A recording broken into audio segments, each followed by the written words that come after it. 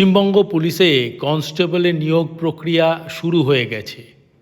কিছুদিন আগেই হয়ে গেল লিখিত পরীক্ষা। সামনেই মাঠ। কিভাবে প্রস্তুতি নেবেন, কি কি জেনে রাখা আবশ্যক? শারীরিক মাপ বা পিএমটি সাধারণ ক্যাটাগরির ক্ষেত্রে ছেলেদের উচ্চতা হতে হবে 167 সেন্টিমিটার, ওজন 57 কেজি, বুক 78 থেকে 83 সেন্টিমিটার। মেয়েদের উচ্চতা 160 সেন্টিমিটার, ওজন 49 কেজি। আপনার বিভাগ অনুযায়ী নির্দিষ্ট উচ্চতা ও ওজনের মাপকাঠিতে আপনি পৌঁছাতে পারছেন কিনা তা নিশ্চিত করুন। যদি ওজন কম থাকে তাহলে স্বাস্থ্যকর খাদ্য যেমন প্রোটিন সমৃদ্ধ খাবার ও নিয়মিত ব্যায়ামের মাধ্যমে ওজন বাড়ানোর চেষ্টা করুন। যদি ওজন বেশি থাকে তবে দৌড় এবং ক্যালোরি নিয়ন্ত্রিত খাদ্যের মাধ্যমে তা কমানোর চেষ্টা করুন। বুকের সঠিক মাপ বজায় রাখার জন্য এবং 5 সেন্টিমিটার ফোলানোর জন্য নিয়মিত ডিপস, পুশ আপস এবং শ্বাস প্রশ্বাসের ব্যায়াম করুন।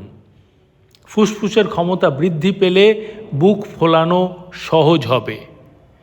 মনে রাখবেন, শারীরিক মাপ একবার নেওয়া হয়ে গেলে তা আর পরিবর্তন করা যায় না। তাই পরীক্ষার দিন সকালে মানসিক চাপমুক্ত থাকুন এবং স্বাভাবিকভাবে মাপ দিন। শারীরিক সক্ষমতা বা পিইটি লক্ষ্যমাত্রা হল ছেলেদের 1600 মিটার দৌড় 6.5 মিনিটে আর মেয়েদের 800 মিটার দৌড় 4 মিনিটে।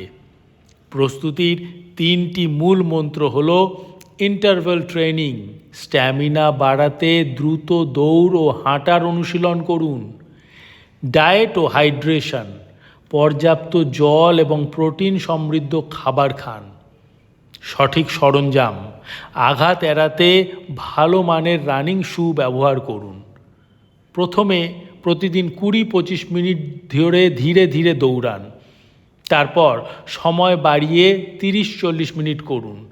এর মধ্যে 2 মিনিটের জন্য দ্রুত গতিতে দৌড়ান এবং 1 মিনিটের জন্য ধীরে ধীরে দৌড়ান। শক্তি প্রশিক্ষণও করুন। প্রতিদিন 20টি পুশ আপ, 20টি সিট আপ এবং 20টি স্কোয়াটস করুন। দৌড়ের আগে 5-10 মিনিটের ওয়ার্ম আপ বা স্ট্রেচিং এবং দৌড়ের পরে 5-10 মিনিটের কুল ডাউন, হাঁটা এবং স্ট্যাটিক স্ট্রেচিং অবশ্যই করুন। ইন্টারভ্যাল ট্রেনিংও করুন। 4 বার করে 400 মিটার দৌড়ান সর্বোচ্চ গতিতে। ঘড়ি ধরে আপনার নির্দিষ্ট দূরত্বটি লক্ষ্য সময়ের থেকে কম সময়ে শেষ করার চেষ্টা করুন। পরীক্ষার আগের দিন রাতে কার্বোহাইড্রেট সমৃদ্ধ হালকা খাবার খান। দৌড়ের সময় শরীরে জলের অভাব হতে দেবেন না। পরীক্ষার দিন সকালে হালকা কিছু খেয়ে পরীক্ষা দিতে যান। হালকা ও আরামদায়ক পোশাক পরিধান করুন। যদি অনুশীলনের সময় কোনো আঘাত লাগে তাহলে সঙ্গে সঙ্গে ডাক্তারের পরামর্শ নিন এবং সম্পূর্ণ সুস্থ না হওয়া পর্যন্ত কঠোর অনুশীলন থেকে বিরত থাকুন। দিন রাত এক করে প্রস্তুতি নিন। আশা করি এই তথ্যগুলি আপনার প্রস্তুতিকে আরও কার্যকর করে তুলবে। আপনার ভবিষ্যৎ উজ্জ্বল হোক।